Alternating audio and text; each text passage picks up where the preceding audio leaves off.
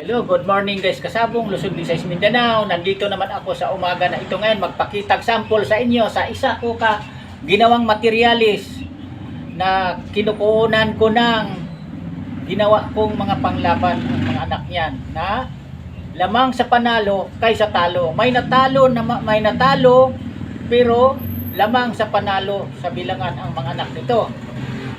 Kasabong pala una sa lahat, bago ko ipagpatuloy ang topic ko ngayon, papaliwanag sa inyo tungkol sa pag-alaga ko ng manok. Magpasalamat muna ko sa inyo nga lahat talaga nga akin na subscriber at sa aking mga followers at sa aking mga viewers. Maraming salamat sa inyo. Thank you talaga sa binigay yung support sa akin, at saka sa hindi pa nakapag-subscribe, paki-subscribe naman, paki-follow din. Kasi sa dito lang na paraan, sa papanood nyo sa aking channel, mayroon talaga kayong mapulot o matutunan sa akin, sa kaalaman ko tungkol sa pag-alaga ng manok.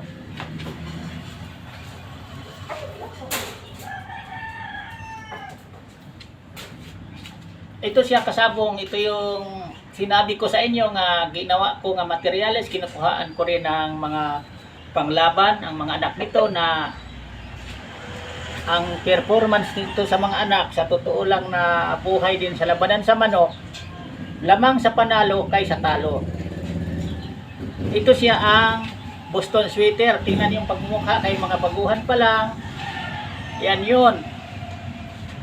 Boston sweater ito. Process ito sa Boston at saka sweater. Yan yun. Ito times winner ito. Ito ang banded ito ng bakbakan. Kasabong pala sa mga baguhan pa lang, para sa inyo din ito.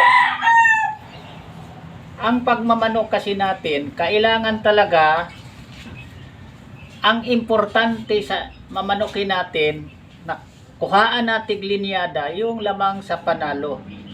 Alam natin na nagpanalo na linyada sa isang manok.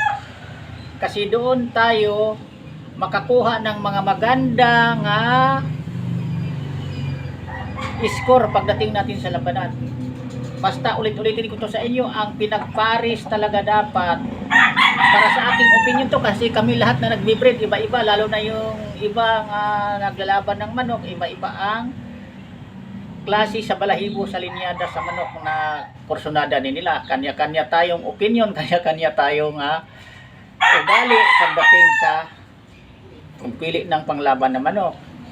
Para sa akin, ito ang pinarisan ko din ito, yung babae din na ang mga anak nagpanalo na, at saka kumukuha ako ng mga anak nito nga babae. Halimbawa, may anak ito nga ipares ko ito sa gray, sa babae ko nga talisay. Ang anak na babae, kukuha ako, pipili ako ng isang piraso na nagporsyonadahan ko talaga, o 2 piraso, ibalik ko dito sa ama. Yan ang ginagawa ko para sa inyong mga baguhan ito.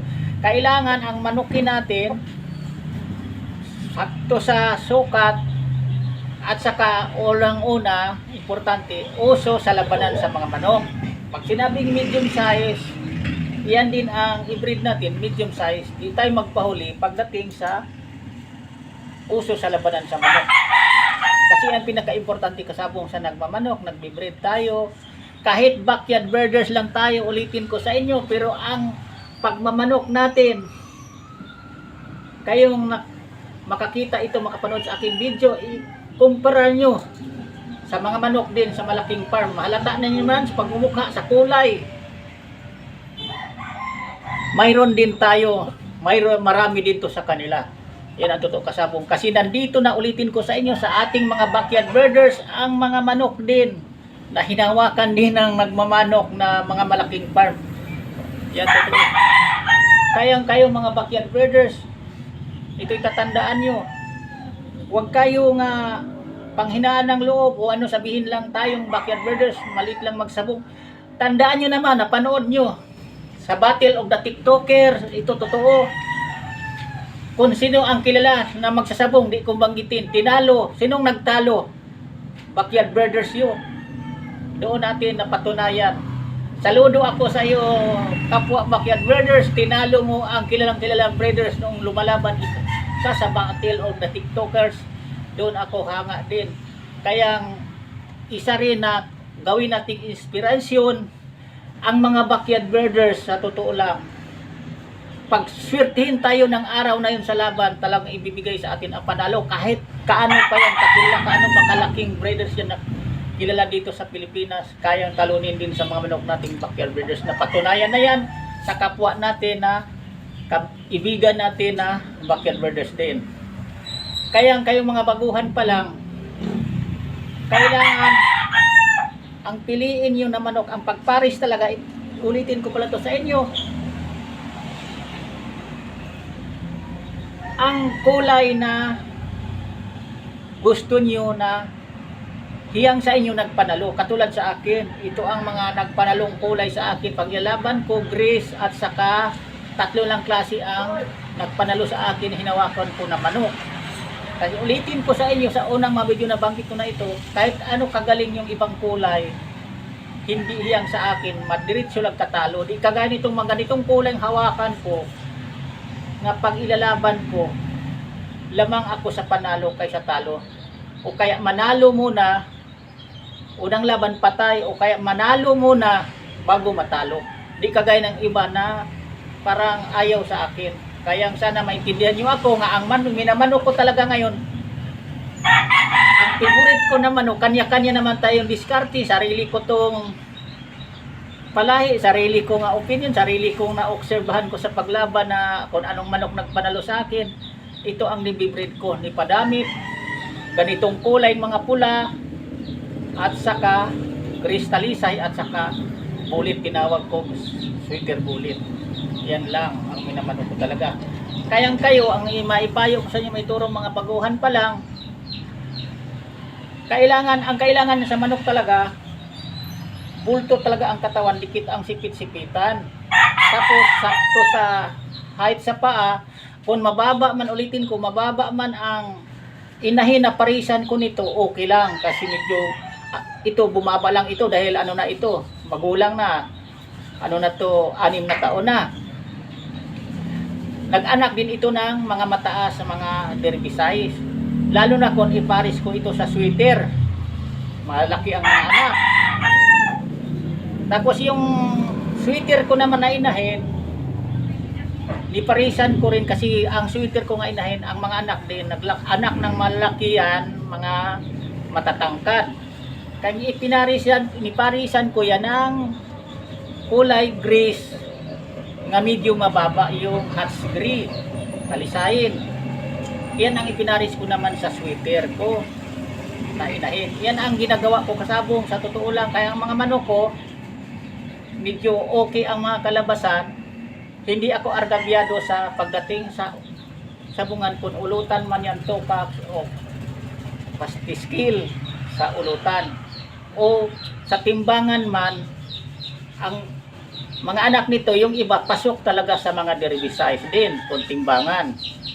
Yan ang minamanok ko. Kasi kung ang manukin natin, malalaki ang katawan, mababa naman, maiksi ang paa, di pa rin pasok yan kung ilalaban nyo sa timbangan. Dahil ang makalaban nyo yan, argabyado kayo sa labanan. Kasi ang makalaban nyo, matataas.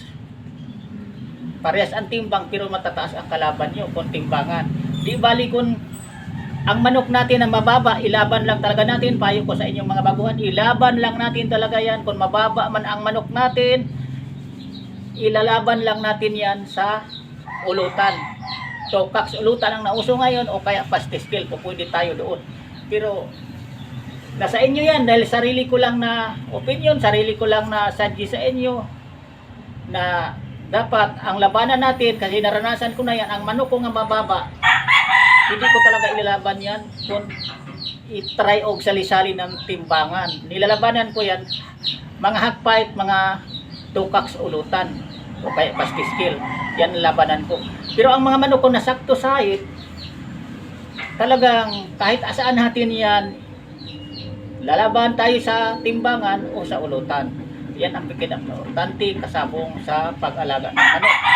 At saka panatiliin ang talaga natin, importante ang pag-alaga natin, i-maintain natin na malusog, mapula ang mukha. Huwag nating mapabayaan ang pangatawan sa ating manok. Kagaya nito pag-alaga ko, bilog ang pitso niya, brogkak na ito. Yan ang pag-alaga ko ng manok. Dapat huwag tayong pabaya. Yan ang pinaka-importante para nga pag maglaban tayo sa sarili nating manok na alaga, makamit natin ang lamang tayo sa panalo kaysa talo. Hanggang dito muna ako. Ang masasabi ko lang sa inyo, basta tayo nga totoo nga nag-breed ng manok, nakaintindi tayo kung papaano alagaan natin parang maging malusog ang ating mga manok, parang hindi tayo argabyado pagdating sa laban. Yan lang, thank you, bye bye.